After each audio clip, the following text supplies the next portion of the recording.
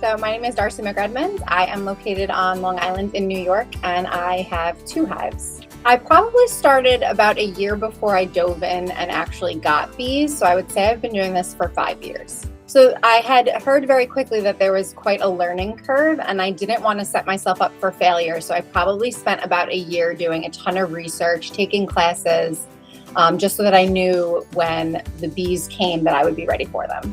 I think that the best advice that I got was if you ask 10 beekeepers for their opinion or advice, you're going to get 11 answers. What works for me in New York might not necessarily be what works for somebody in a different environment. And I really needed to hear from beekeepers that were in just my general area, what worked for them and what didn't, because there's just so much information out there. I had just heard such wonderful things about Hoover. I was really interested in longevity. The idea of transferring bees from one hive to another, which now is something very routine for me, was so overwhelming. So I wanted something that I knew was going to just be built to last.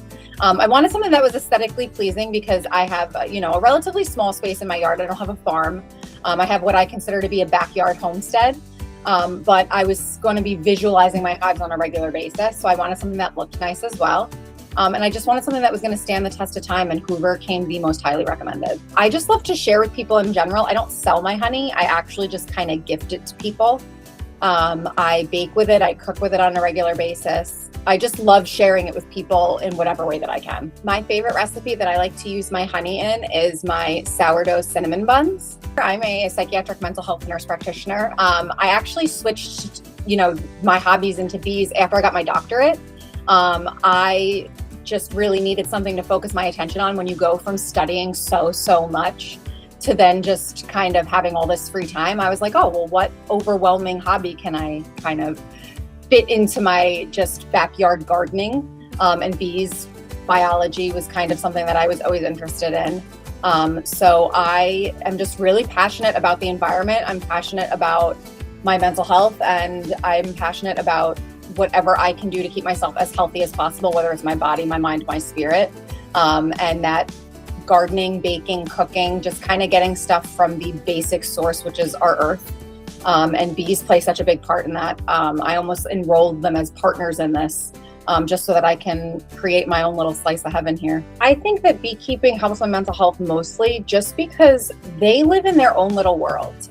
It has been so remarkable to me through this whole journey how there is an entirely different ecosystem that I am not aware of in my backyard at all times. Anyone who needs just a regrounding and just a reminder that there's so many things out there away from the hustle and bustle of technology.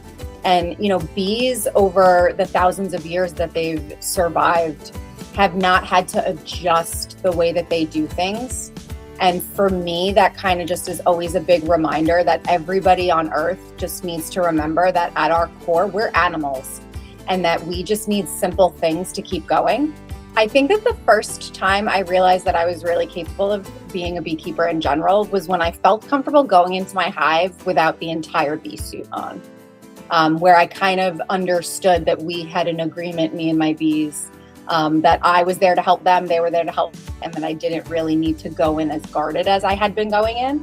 And after that day, I felt a palpable switch in just how much I just enjoyed keeping bees. I think that the biggest thing in beekeeping that made me more comfortable was just exposure to being with my bees and, handling my bees and getting within my hive, breaking down the hive, being able to get into my brood box, wading through all of the frames, and coming out of that with just like a sense of victory. Like, I didn't get hurt. They didn't get hurt.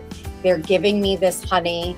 And we just kind of have like a great just relationship, and we give each other what we need. I supplement them when they need it. They give me my honey, and we just kind of coexist together. And it just felt great to have that one day that I was like, all right, I can do this. I'm not afraid anymore. So where I live, the weather can be a little bit of a challenge. I live on an island, so we're constantly battling, the extreme temperatures. It can be really, really cold. It can be really, really hot. It can be really, really rainy. Last year, we had a very, very rainy season. And I didn't go into my hives probably for about 3 weeks. And that was a monumental failure. It was the first time that I actually had a hive collapse. And I did lose one of my hives to wax moths because, unbeknownst to me, I had lost a queen during that time frame. And by the time I had gotten her replaced, it was just too far gone. I actually make an appointment with my bees every week so that that doesn't happen again. Every week I set out at least 2 hours on my actual schedule that I say, okay, regardless of the weather, regardless of the temperature, I'm getting in there and I'm going to check my bees. I think that if you approach the hobby in general, understanding that you're not there to take care of the bees, but rather kind of just act as a support system for them. But you're not there to run the hive. You're kind of just there to help them out. And that, I think, once you understand that and understand that you're not going to make or break whether or not they survive, you will make or break whether or not they thrive, but you're just there to work in a partnership with them, that you will be able to keep bees. So if you're interested in seeing my beekeeping journey, the recipes that I use with my honey, as well as my backyard gardening and homesteading, you can follow me on Instagram or TikTok as Darcy Does Desserts.